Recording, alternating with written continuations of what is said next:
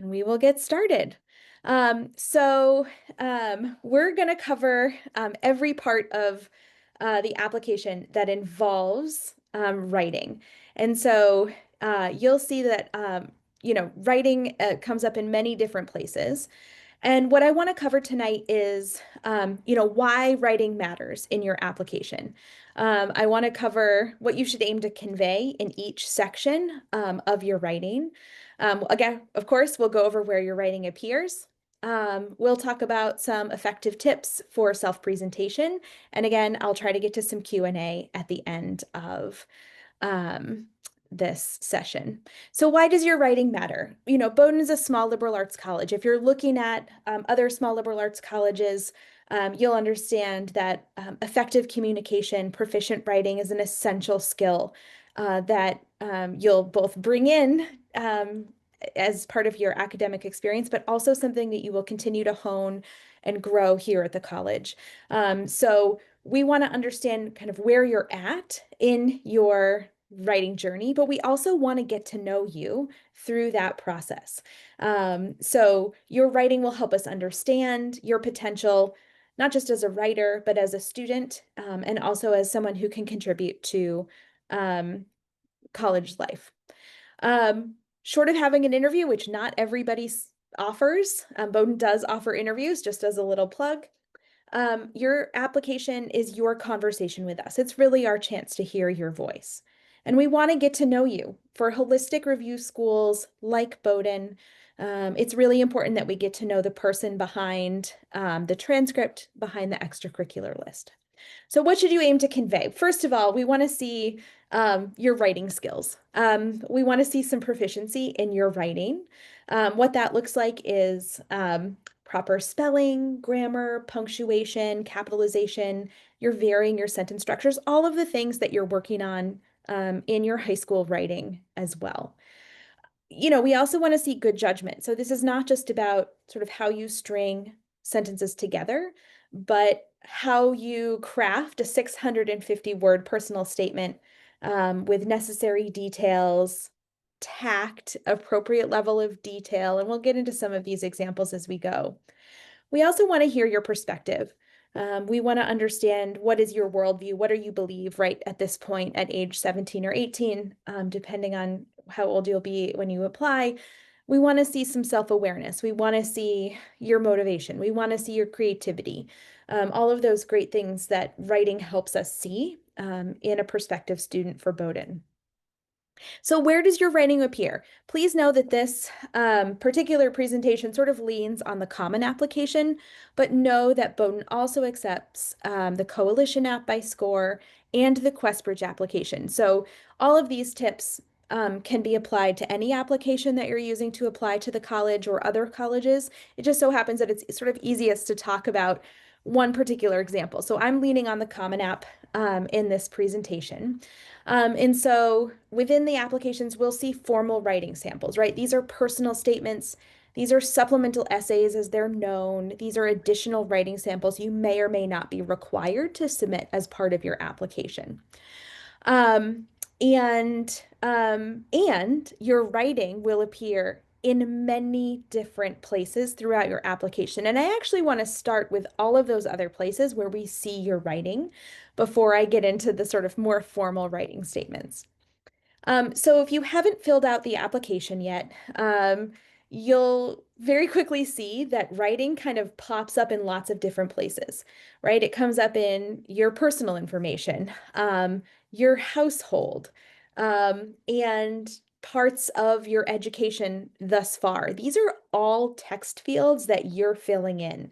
And I think a lot of students are filling out the application either now the Common App, for example, opened August 1. And so they're sort of flying through these fields to enter in this information. And sometimes they're not slowing down to be like, have I spelled everything correctly? Have I spelled a parent's name correctly? Have I spelled calculus correctly? And so any awards that you've won. These are places where we're actually seeing your writing. And sometimes students are just either rushing through this section, not capitalizing things. It kind of makes us wonder, sort of how seriously they're taking the application process, but also, do they know they should be capitalizing, um, their community-based organization name? So that's just sort of like a sneaky place where writing does come into play. We also see writing in your extracurricular, your activities section. This is where we learn how you spend your time outside of the classroom. So it might be responsibilities like a job, it might be a club, it might be a sport, it might be things you do outside of school, a summer program. And this really is more than just a list of what you do.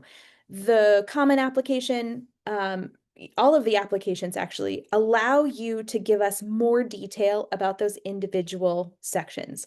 It's a way for you to kind of work in um, some pieces about you that do show, some perspective and good judgment in what you choose to tell us. I will warn you though, those sections are each, individual extracurricular section is limited by a character count. So some students sort of treat this in different ways. Some don't write anything in the explanation of what their individual activity is. Some try to cram everything in. Some use kind of acronyms that we're not familiar with. So you do kind of have to be aware of your reader when you're filling out this section. So let's look at some examples of like how this manifests in the actual application.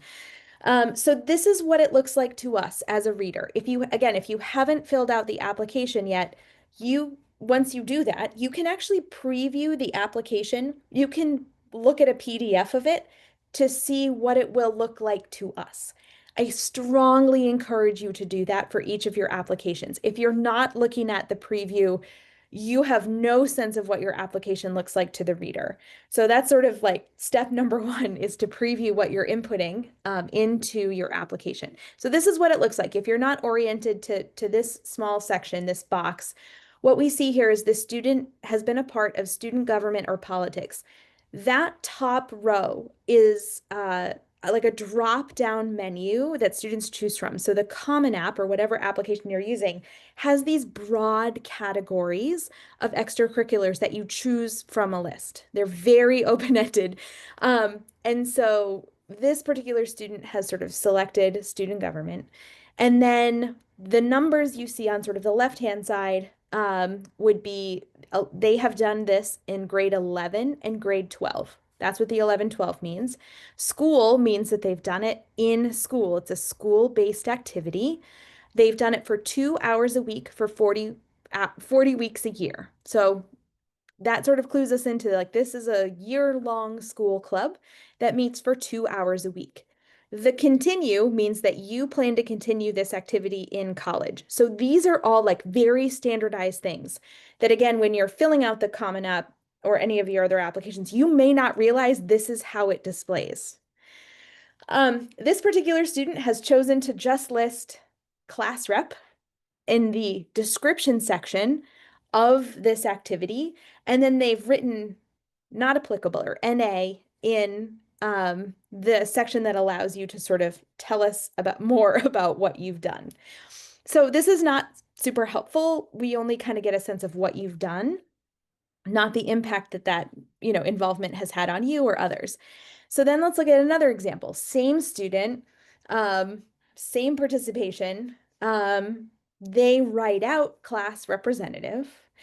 They put in an accomplishment, voted class representative in 11th and 12th grade as part of my school's student voice committee, right? So we're getting a little bit more information on sort of what this organization is and how they attained that position.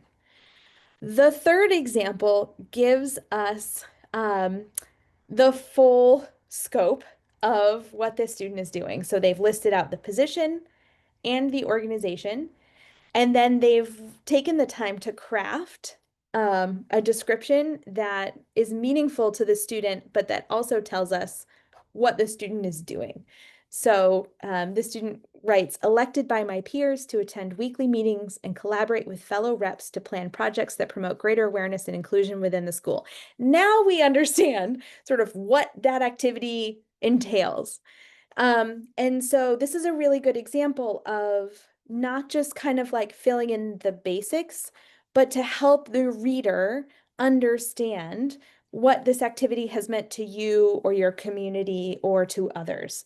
It's context that's really helpful to us beyond just, okay, they're involved in this, that, or the other thing. Here's another example where the student has a part-time job. They work at a grocery store as a bagger and a cashier. And so here we simply see summer job at a local grocery store. Great, nothing wrong with that. Very straightforward. You can get more detailed. So the student chose to share that they were promoted to cashier after 5 weeks, right? Shows that they're a quick learner, they're eager to take on responsibility, and talks about some skills that they've picked up along the way. Then same thing, but a little bit more voice coming through. So only employee to be promoted to cashier after just 5 weeks. Earnings went toward a new bike, which means 10 extra minutes of sleep now that I don't walk to school. We're seeing a little bit more again of that impact. What has this meant to you as a student? And it doesn't always have to be like a big shiny outcome. Sometimes there's not always like an award or an honor that comes from what you do. It's simply the joy that you get from doing that activity. Or you've decided that, well, this activity was an important thing for you to try. It's not something you're looking to continue in college. Like that's also perfectly fine to write. So I would just encourage you to kind of think about how you can kind of let us into your world through these smaller examples of writing. So I'm seeing a question. I usually try to hold off, but I do see a question about do these need to be full sentences? No, they do not need to be full sentences. They need to make sense.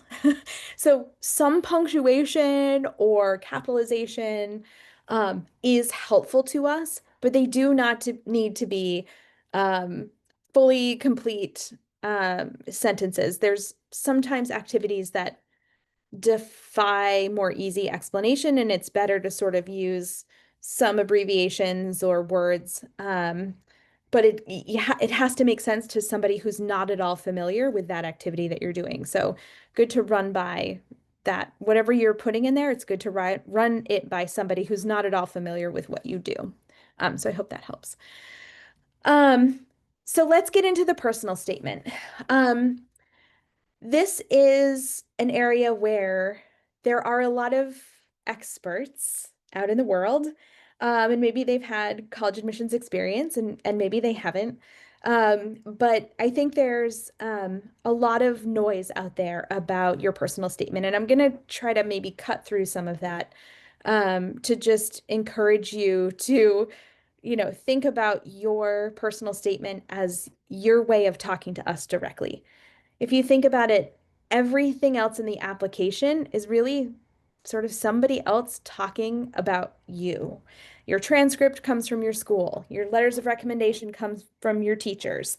Even if you do an interview with a college, and again, that's something Bowdoin offers, um, the impression of the interview with you, it gets written up by the interviewer. So even if you're talking to us directly, we are, it's our impression of that conversation that goes into the file. So really the personal statement is like the one chance we get to hear your voice, your writing, your perspective. And that's what matters to us. Um, so this is the best way that we can learn about you in the application. It's a 650 word. That's the word count limit for us to experience your experiences or your thoughts or your perspective. Um, please know that this is you know, uh, a feature in Common App where if you are importing your writing, um, the formatting doesn't always carry over. And by that, I mean, if you've written a beautiful sort of 5-paragraph essay and you're uploading it into the Common App, sometimes all of that formatting disappears. And to us, it looks like one long paragraph. So again, preview all of your work in your application to see what it looks like to the reader. Even more than your activities, this is where you really need to do your best work, where you need to show good judgment about what you're choosing to write about or choosing to share with us. And to, again, show us that perspective that you have at 17 or 18. So these are the prompts. Again, I'm leaning heavily on the Common App here just simply because I don't have enough time to talk about all three applications. These remained the same from last year. You have the option to choose one of them as a starting point for your own writing. And there is also the sort of the lucky number seven. I don't mean lucky like it'll get you in, but lucky like sometimes there's something about you that doesn't fit into any of these categories. And so number seven allows you to develop your own topic. And so it's really nice to have that option because again, there's so much about your all's lived experience and perspective and values that really sometimes defy all of these various categories. So, our best advice on this is to choose a prompt that resonates with you, not the one you think we want to see. Often, we'll see applications where it's clear the student is, trying to be or have a value or perspective they think we want them to have. Um, our community is made up of nearly 2,000 students from vastly different backgrounds, walks of life, experiences, values. There's really no monolithic, like, this one topic is what we hope you choose to write about. The beauty of a small liberal arts residential college is learning from your peers and learning from the various experiences that they can bring to the table. And so by trying to be the same as everybody else or be what you think we want to hear, we have, sometimes we lose that individuality. Um, and this should be about you, which sounds funny, but sometimes students opt to write about something else that doesn't give us as much insight into them as we would hope. Um, this is really about a deep dive, rather than sort of staying on the surface. This is really about letting us into your world. Sometimes students like to write about things that may have happened to them in the past, and there's nothing wrong with that. Um, unless we sort of get stuck in the past. If you're not making the leap from something that happened long ago to who you are today, we're not learning about who you are today. So drawing those connections to us is really helpful. Show, don't tell. If you have taken English language or a writing course, this is the classic advice to show us how you are a good leader on your soccer team, not just say, I'm a good leader on my soccer team, for example. Um, while Bowdoin does not yet have a policy for AI generated writing, I want to just take a moment to say that the some of the AI generated writing that I've seen so far um, all sounds the same. And yes, there's ways to sort of work the prompts. And I've seen students who write their own essay and then plug it into ChatGPT and ask it to write the conclusion for you. And let me just tell you, it's painfully obvious when you've done that, because your voice and machine writing often don't sound the same. Even if you ask it to copy or mimic your tone. Obviously this is changing by the day. And I think one of the biggest questions I get is about how do I stand out in this process? How do I get your attention? How do I come across as being an individual? And right now, my biggest sort of response to this is like actually do your own writing. Because right now machine writing is pulling from all the other writing out there, which then ends up sounding quite similar, especially in what it thinks a personal statement should be. So again, we don't have a policy. The Common App does have sort of like an honesty checkbox that all of the work that you have completed is your own. Bowdoin has an honor code. It's something that, we value authenticity and honesty in your work. It's a core principle here. I just, sort of putting a plug in for like, we actually want to read your writing. We would rather read your writing. While it can be a really helpful editing tool or, um, people are finding more and more ways to use it as a helpful college search tool every day. I think there are limits to leaning on it entirely for your writing. And finally, edit and proofread. This is a process that's iterative. You're not going to get your essay done in one night, the night before the deadline, just as a heads up. The best writing takes time to develop, and I encourage you to start when it makes sense for you to start. So if you are a senior, you started school already, or you're a rising senior, now's the time. Because those application deadlines really sneak up on you, and I can guarantee you that your teachers this year are not going to take their foot off the gas when it comes to work and homework. So now is a really good time to start thinking about those prompts. So let's get to some advice. I can see some questions coming in to the Q&A about this. So your personal statement is not a cover letter. And if there are parents or school counselors who are listening, this one's for you, because I think the temptation here is with your students to treat the personal statement like a cover letter. A cover letter for a job is a very different document than a personal statement for a college. This is not a list of all of the accomplishments that a student has had. It's not highlighting, it's not a summary of your extracurricular section. It actually is telling us all of the things that we want to know about you that we may not see anywhere else in your application. So please, if you're a caregiver, a parent, a helpful adult in someone's life who's applying to college, please refrain from trying to insert awards and accomplishments into that personal statement. It's okay to use dialogue. I think, again, we see literally every type of writing that you can imagine. And some students choose to do, more creative things, and there's nothing wrong with that. Utilizing if you're in a creative writing class or writing is something you enjoy doing or is a strength of yours, there's no reason not to showcase that in your actual writing.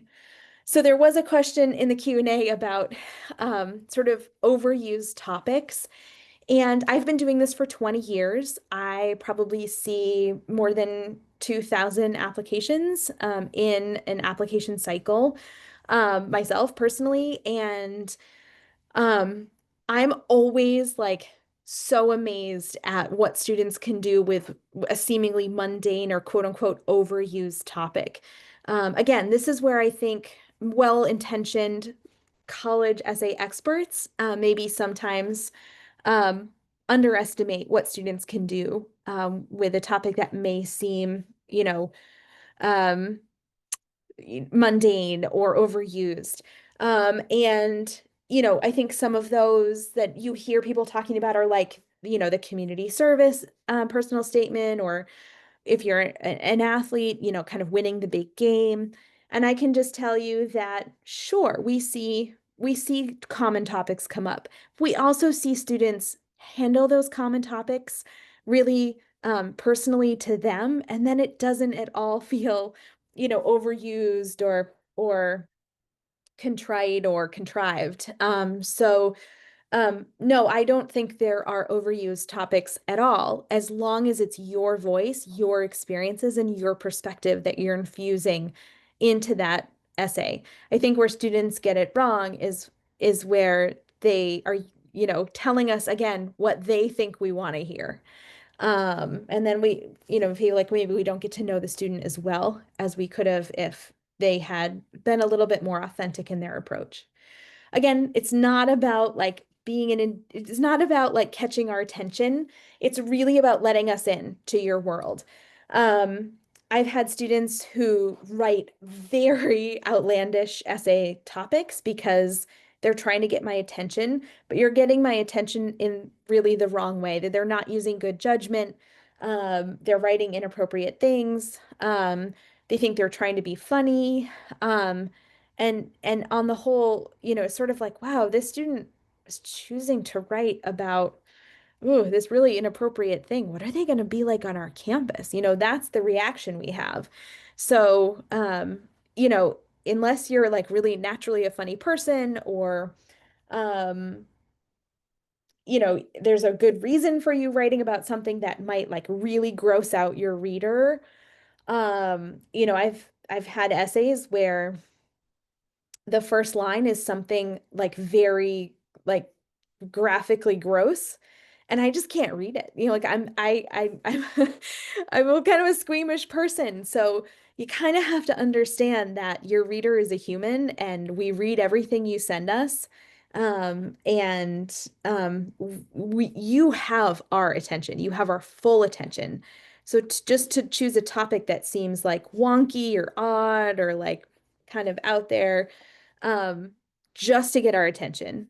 Um, you have it all, you have it already. One of the things that I like to talk about when I talk about the personal statement is some students feel like, man, I haven't overcome any kind of challenge in my life. How am I going to stand out in the college essay, or in the personal statement? And my favorite episode of Modern Family, which is a TV show here in America, is where the mom, Claire, is talking to Haley. She's the eldest daughter, and she's sort of ditzy. And Haley gets really mad at her mom for giving her such an easy life that she has nothing to write her college essay about. And it just really struck me as like, wow, students are really lamenting this fact, that uh they feel like they're not getting our attention because they haven't had this hardship. And I just like to take a moment to kind of say, if you've had hardship or challenge in your life and you choose to write it in your personal statement, like by all means, please do that. If you haven't had challenge or hardship in your life, you do not have to artificially create some, to get our attention. So I sort of just like to like lift the pressure on students to sort of feel like they have to have a story that they've overcome, in order to get our attention. Again, kind of coming back to editing, you should edit your paper or your personal statement. You shouldn't try not to over edit, try not to overthink. And again, well-meaning adults may try to over edit it for you. And don't let them edit out your voice. This the thesaurus is a great tool. It's really fun to look up words that um you may want to make sound, more intelligent. Um, but it really should be used sparingly, if at all. It's pretty, sometimes it can be pretty clear when a student has just like literally looked up almost every word in their personal statement, to try to make it sound, smarter or more sophisticated, but it ends up sort of being a little bit confusing. So try to stay away from the thesaurus. So additional information comes up in the application, where the Common App and other applications started asking right after the pandemic, to explain anything that may have impacted their academic experience. Because we've now moved, 5 years beyond the pandemic, the Common App has changed their approach this year. And so the additional information that the Common App and others, what they're asking, is something along the lines of, sometimes a student's application and achievements may be impacted by challenges or other circumstances. This could include any number of things that have come up for you. And basically the Common App or the QuestBridge or the Coalition app will say, if you've had challenge or if you've had or experienced any of these things and you feel comfortable writing about it, here's the space in which you do that. This is a word count limit. I believe it's 350 words is the word count limit on here. So just be aware again that this response does have a word count limit. And then the the member question, so if you are in the Common App and you add Bowdoin College as one of your colleges, you'll get to see all of the questions specific to Bowdoin. We're going to talk more about this. But that additional information section in the Bowdoin section also will allow you to upload some additional information. So let's talk about this more. Optional writing pieces are often called supplemental essays. These are parts of the application that are optional. They allow you to submit, more examples of your writing to very specific prompts. Um, and these are also word count limited. So, it's sort of if you take up a college's opportunity to do some additional writing, I just wanted to just go over some tips for how to do that. These supplemental essays are the best way for a school, or one way, I should say, for a school to get to understand like why you're specifically interested in that institution, or how you see yourself fitting in with that institution. Um, they tend to be very institution specific. So they ask you to reflect on certain parts of their community or their values. And the best thing you can do is write individual supplements for each college. And I know if you're applying to even just a handful of schools, and most of you will apply to, statistics tell us that that's not that's a low number for many applicants, that it's really tempting to write one very vague supplemental response and try to plug it in to each individual college's supplemental writing. And I can just tell you that never ends up sounding like you wrote something specifically for that college. So you should think about what the prompt is asking you. Each one should be distinctive to the institution if you're choosing to do these optional pieces. And then, yeah, pay attention to what's optional versus what's required. Some colleges require additional writing, some do not. And just know it's one additional way that we can get to know you. Our Bowdoin example of these is located within the question section of the Bowdoin Common App. So the first question we ask is, how did you first learn about Bowdoin? It's 140 characters, so not words, characters. It's very short. That does take some planning. And I have a question here, and this is really important. I do want to make sure I get to this. Are the supplemental essays truly optional for Bowdoin? Yes. Bowdoin's supplemental writing is truly optional for Bowdoin. If we needed it, we would require it. So I just can't emphasize that enough. There'll be a whole nother session actually that I'm doing later this fall on optional application materials. And so we'll cover all of those pieces. So tune in for that. A little plug for me coming down the line in the fall. We ask you to select one line from the offer of the college, which is like a very short poem. And then you have to choose that line, like you have to choose one line. And then optionally, you can reflect on why you chose that line. So that's a limit of 250 words. We have a second optional writing example on how you've navigated difference in your own life. Again, totally optional. But know that if you choose to write them, we will read them.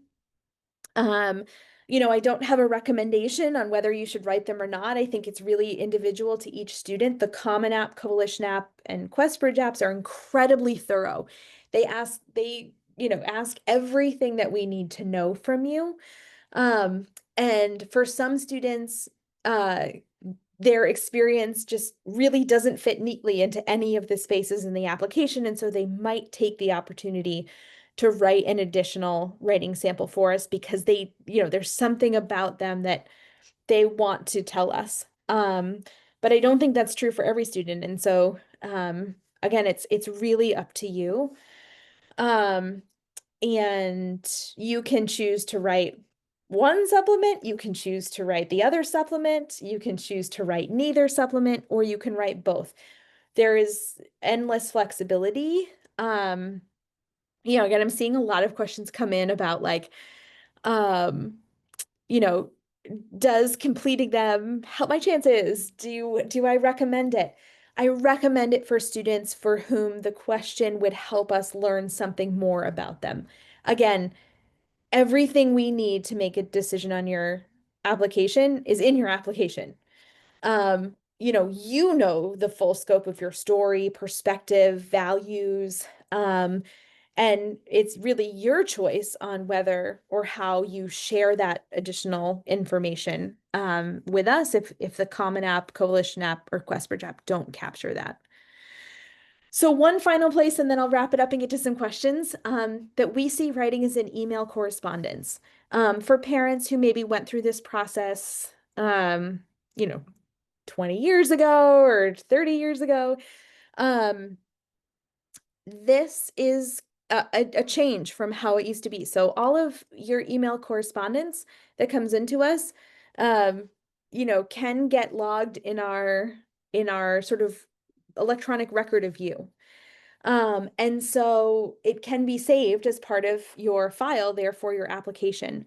And so when you email us, um, that can show up as part of a college's sort of record of you, if that makes sense. And, having proficient email correspondence is a life skill. It's something that, um, it's something that you know is an important thing to be able to do and have, and so it's a good way for you to show off that you can write well even when it's not in a formal writing piece. So if you're planning to reach out to us via email, and I encourage you to do that because we love to hear from you, um, ask yourself if you're contacting the right person. Have you done sufficient research on what you're asking about? And does my message look and sound, professional or polished, like professional for a student, let's say. So here's some examples. So email correspondent one, I'm very interested in Bowdoin and was wondering if you offer virtual interviews. If so, how would I sign up for one? Also, can you please tell me more about the school? Thanks for your time, Margot. Nothing wrong with this. I think if anybody is sort of looking at this, you could say, well, they could probably do a search on their website to see um, if we offer virtual interviews, which we do, by the way. And then, the question, can you tell me more about the schools? Very vague, right? Like it's very open-ended. And it can be hard to answer that question because it's like, well, what do you want to know more about? Right. So here's another example where I sort of used myself and our dean, but oops, hold on. Oop, sorry, randomly hitting buttons. I introduce myself. I say I'm at Brunswick High School. I understand you're the person I should be reaching out to.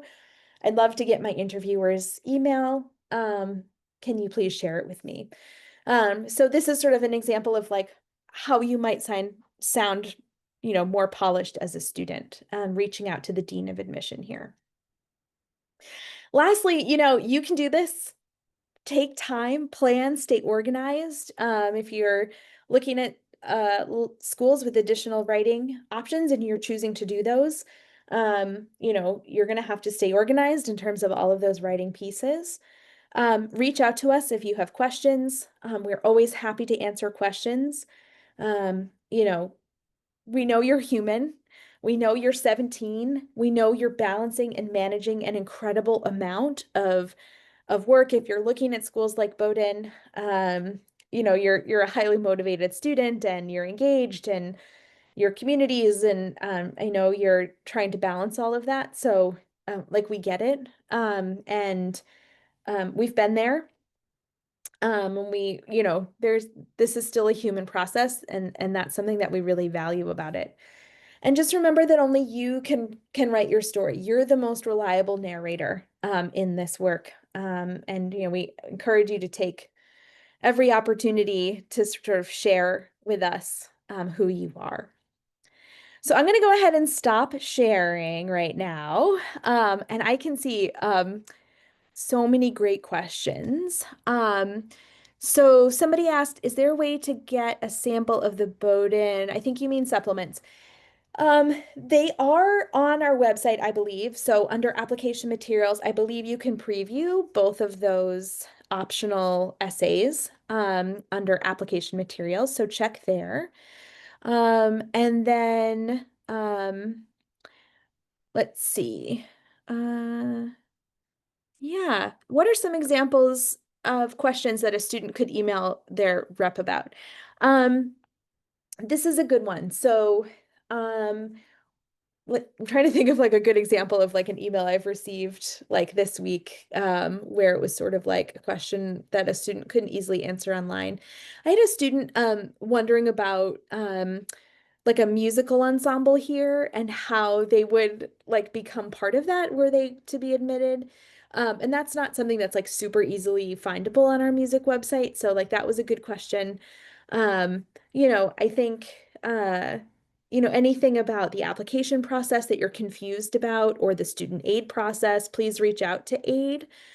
Um, and yeah, anything that I think if you're doing a Google search and you're not finding it in the first page of results, please just ask us. And every college website is different. So it can be hard from website to website to find what you're looking for. So go ahead and just email us. Um, for let's see.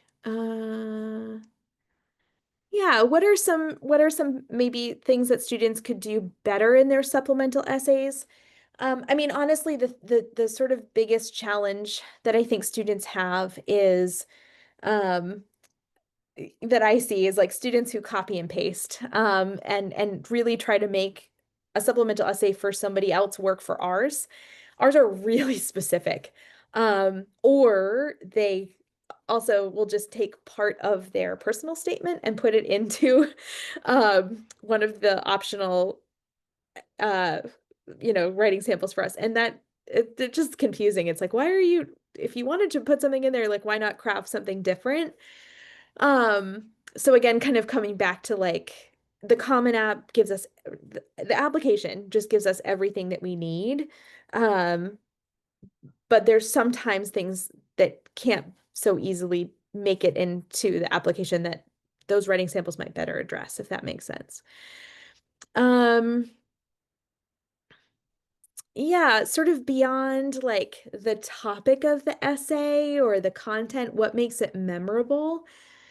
Um, I think it really truly is like when a student kind of lets us into their world. I've there's been essays that haven't been perfect writing.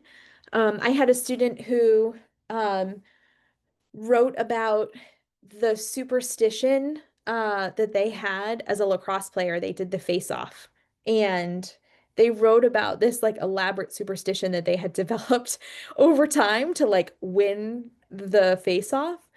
Um, and the student sort of had this like then deep questioning of this superstition when he started losing all of the face-offs. And he had this moment of reflection of like, am I good at these because I'm superstitious and therefore lucky? Or am I good at these because like I actually have some skill and talent at this? And he never resolved it. Like there was never this like tidy bow on the end, but it let me into like how he thinks about the world. Um, and it just after 20 years, that was my first year reading. That really stuck out to me because he just was very open about his thought process.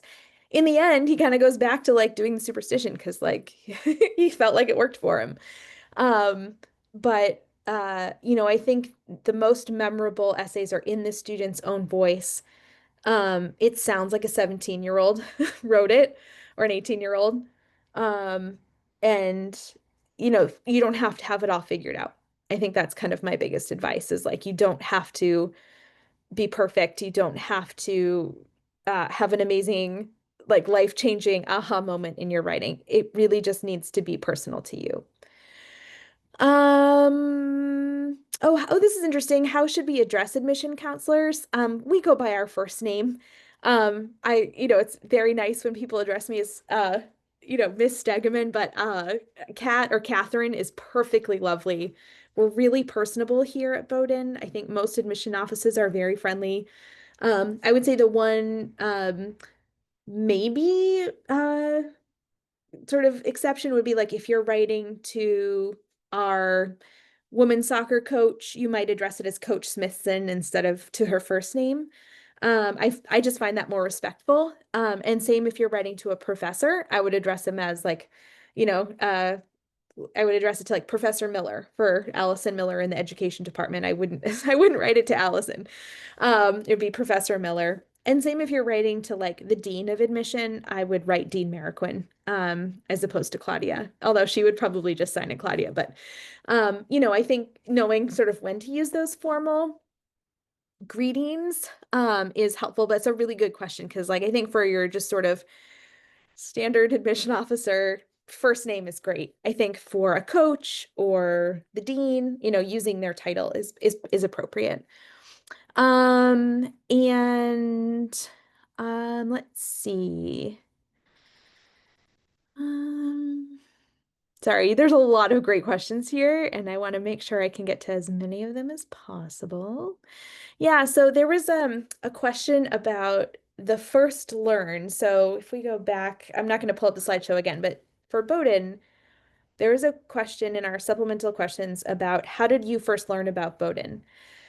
And it's a 140 character count limit. And so the question was sort of like, how do we like be thorough about this without going over the limit? It is a challenge. Um, and we're not, please know we're not looking for a novel or like a perfect answer. We're really just genuinely curious about like how we got onto your radar screen.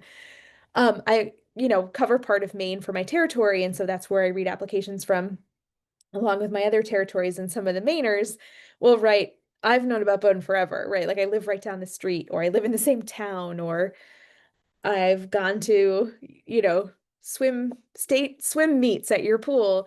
That's a perfectly great answer. Like it's not super like flashy and sophisticated. Like sometimes you found us because you did a search online or someone told you about us. And those are great too. So it doesn't have to be, an answer that like amazes and astounds us. It's coming from a place of like genuine curiosity.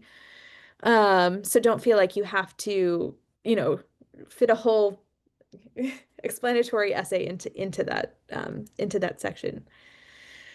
Let's see. Um,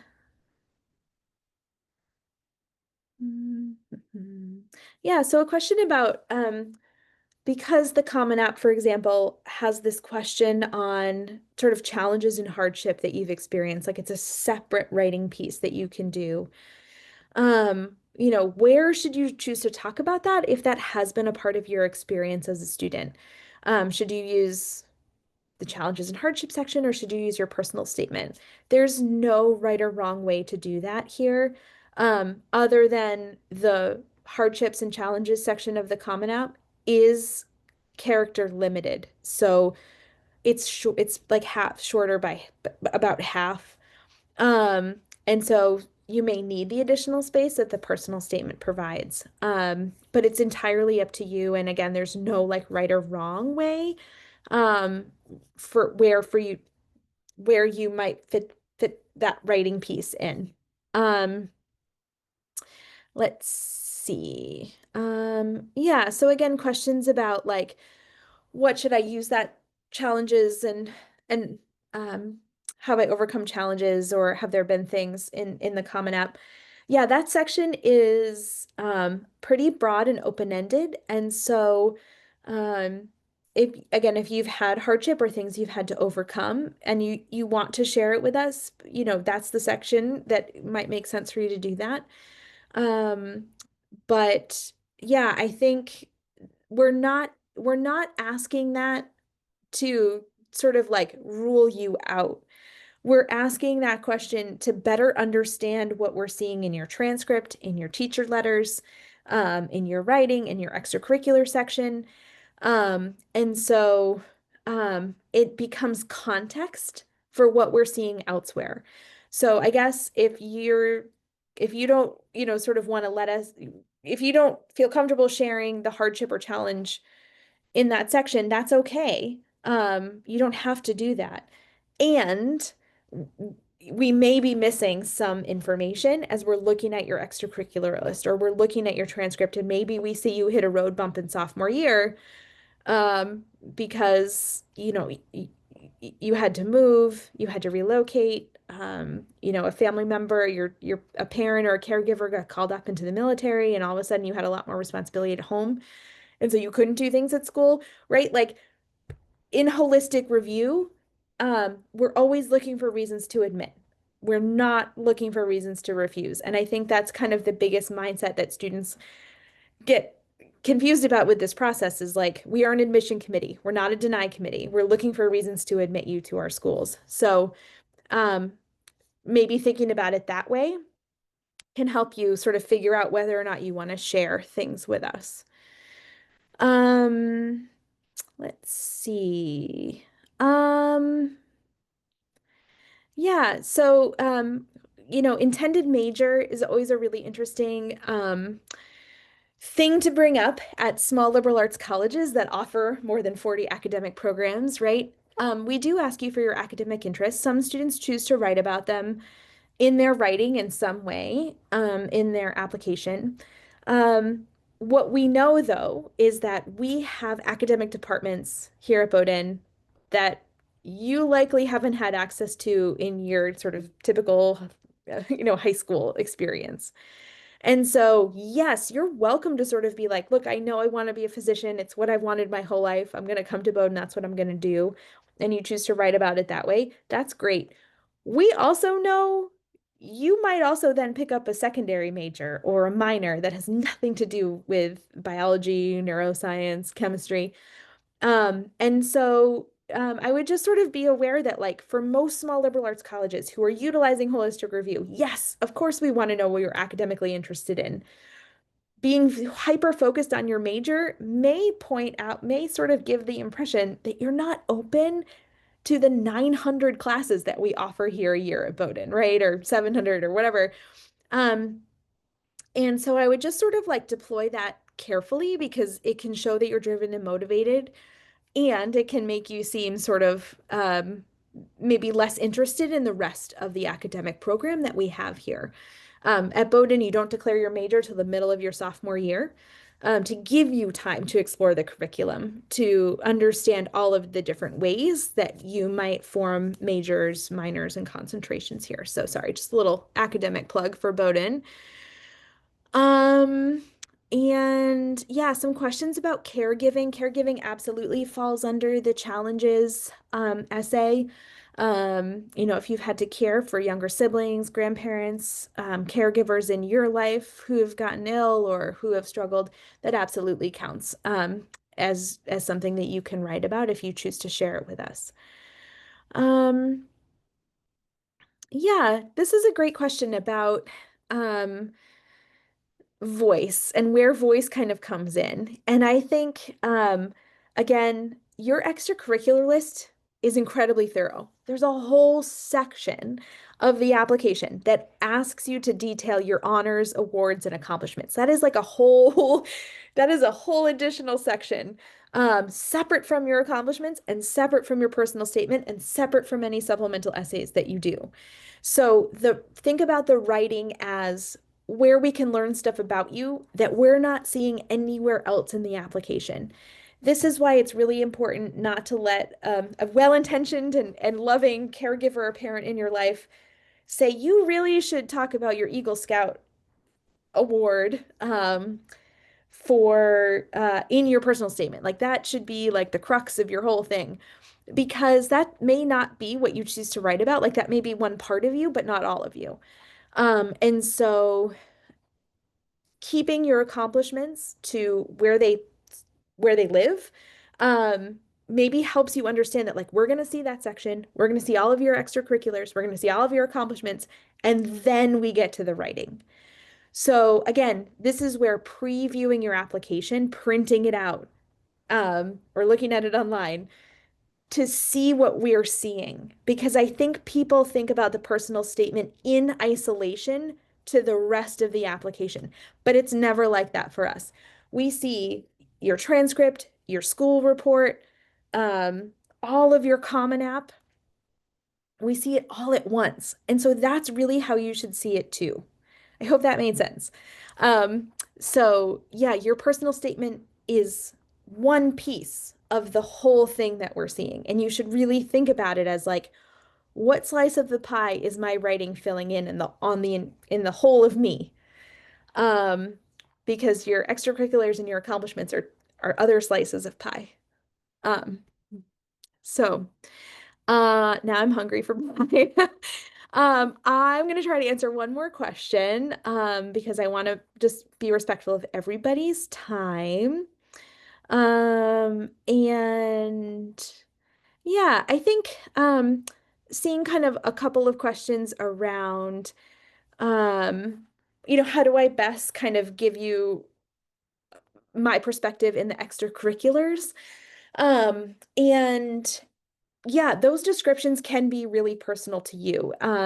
Sometimes students inject a little humor into there. Sometimes they do not. If they're not naturally funny, they probably won't try to do that. That's okay. Um, and what we're really looking for is, again, like that impact piece. So, did this activity have an impact on me? Did it have an impact on others? And that impact doesn't have to be like you won a championship or you won, a leadership award. It really can be like, this was a meaningful way to spend time during my junior year, um, with a grandparent, or I got a part-time job because I'm trying to build responsibility and work on my financial, independence. Um, but utilizing those description spaces, I think, can be really helpful, in sort of understanding a little bit more about you, and those things. Um, this has been really great. I know I just talked at you for an hour. About to lose my voice. So if there were questions that I didn't get to, and I'm sure there were many, please send an email, to either myself, again, I'm Catherine Stegeman, I'm a senior associate dean, or to one of my colleagues who maybe covers the area of the world that you live in. And we'd be happy to answer questions about sort of how we approach, this part of the application or other parts. Thank you for logging in tonight. Thank you for your attention. I wish you all the best, in this process, and I hope you enjoy your evening or day wherever you're located. Thank you so much. Bye.